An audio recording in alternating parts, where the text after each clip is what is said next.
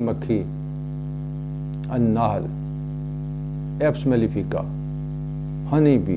इल्म हैवानात के माहिरीन ने अब इसे एक नया नाम दिया है, एप्स मेलिफिका। शहद की मक्खी अपना घर बनाने और वहाँ खुराक ज़ख़ीरा करने में जो जद्दोजहद करती है, इसका सबसे बड़ा फ़ायदा इंसानों को हासिल होता है। इस अफादियत को सामने रखते हुए अल्लाह ताला ने शहद की मक्खी को इतनी अहमियत दी कि कुरान पाक में एक सूरत इसके नाम पर है। इसकी कारगुजारी की तशरीह में इरशाद फरमाया, तुम्हारे लिए शहद की मक्खी पर वही भेजी कि वो पहाड़ों, दरख्तों और दूसरी बुलंदियों पर अपना ठिकाना बनाए। फिर वो हर किस्म के फलों से रिज़्क हासिल करके अपने रब के मुतय्यन करदा उसलूब पर गामजन रहे। इनके पेटों से मुख्तलिफ किस्म की रतूबतें निकलती हैं, इनमें लोगों के लिए शिफा। ये अल्लाह ताला की तरफ से ऐसी निशानियां जिन पर लोगों को गौर करना चाहिए। होम्योपैथिक तरीका इलाज में मक्खी को ग्लिसरीन में एक खास तरीके से हल करके एक दवाई एप्स मेलिफिका नाम की तैयार की गई है। दवाई का नाम मक्खी के साइंसी नाम पर रखा गया। इस तरीका इलाज में ऐसी तमाम अलामात जो ऐसी हों जैसे मक्खी ने डंक मारा है, इनमें ये दवाई मुफीद होगी। मिसाल के तौर पर वर्म, सुर्ख रंग की सोजन, वर्म वाली जगह पर हाथ लगाएं तो हसासियत ज्यादा हो, मामूली लम्स से भी दर्द महसूस हो